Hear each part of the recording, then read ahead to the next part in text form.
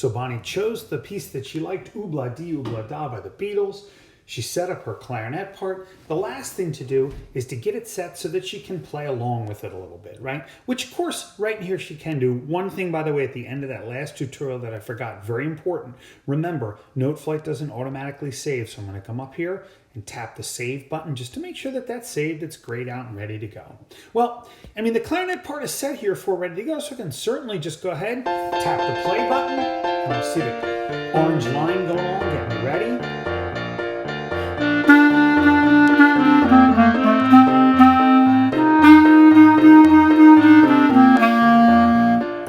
And I've got that and I'm set. And even if I'm doing the demonstration for you like this, but if I had my headphones on, I could certainly hear that piano part a little bit better. And this works pretty good, but there are a couple of things you can do to just kind of clean this up for yourself and make it even better.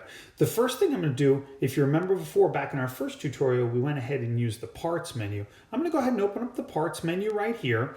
And I have this all set and you can see the parts. And I'm just going to tap on the clarinet part like that. So right away, it makes it just a little easier like this. Now all I see is the clarinet part, and when I hit play, I can see the line. I can certainly see more coming. Let's try this now.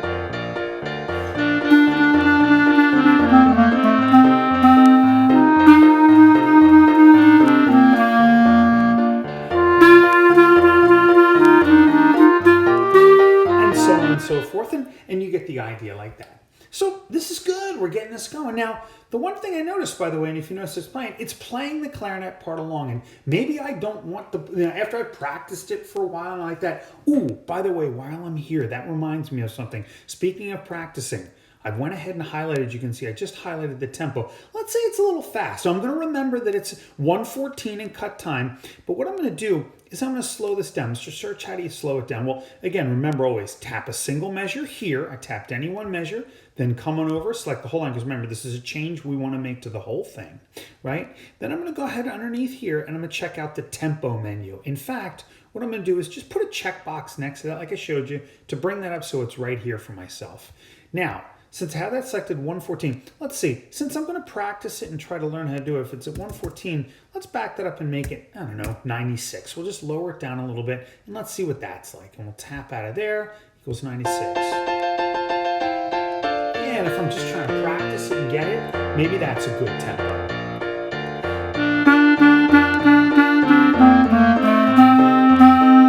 And so on and so forth, and I go through and I practice that and take care of that. And then eventually, after a period of time, and remember, boys and girls, you're not going to do this all in one, in one sitting. Oops, don't want to make it 4. Let's make it 1, not 400. That would be bad. 1:14. Oh, goodness gracious. 1. Wow. Seems to really be getting crazy. 114. Oh, wow. Not sure why I can't. Well, that's not good. Let's try this again. See, it's nice, I think, sometimes when these mistakes happen like this. Sort of happy accidents. There we go. Good. It's like Bob Ross says, right? Happy accidents. I entered that back in and there's 1:14. Except unfortunately, what I didn't do was I didn't remember to select all of the measures. That might have been my problem. So let's go ahead and choose that. And voila, look at that. Now I'm back up to tempo. And again, I'm just doing this as sort of one take. Anyway, that's back up to the tempo. And you can see sometimes you just have to be patient with these things as you go. All right, so Bonnie's got that all set up. Now, remember what I said before. The clarinet is still playing here. So what I'm going to do, I'm going to come up under the record tools right now. When I open that up, it's going to ask me to use a microphone. You may get into recording. That's fine. But what I want to do is, what the recording tools do is open up this thing called master right here. And the master tracks, you have master, you have tracks, and then you have parts. And if I take a look under parts right here, notice I've got volume controls for each of those. Well, this is good stuff because I want to come up under the clarinet here and I'm going to turn that down, just grab that and mute that clarinet track. So I'm going to go ahead and X this menu out and let's see what that sounds like. I'm just going to give it a little listen. Let's see. There's my piano intro and it's following along. Oh, that's awesome. The clarinet's, so wait a minute. Pause that. Let's go back to the beginning. Let's see if I can play along a little bit. Now it'll be just me.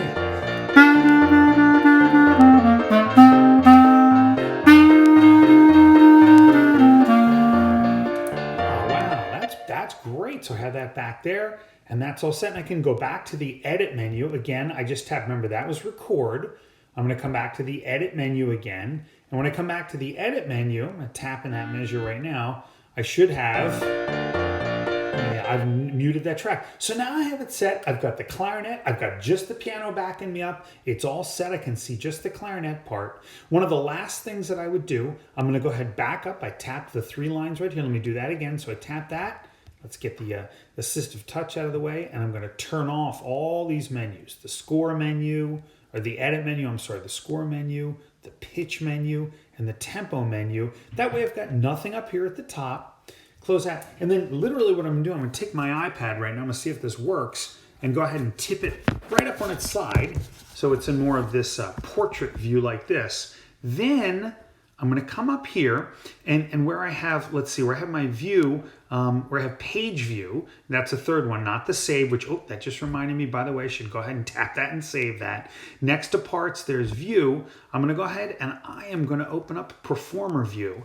And look at that. Now I've got a solid sheet in front of me. It's a little bit small, but you guys are young. You can see this and you should be fine. And as soon as I hit play, you can see the music right in front of me.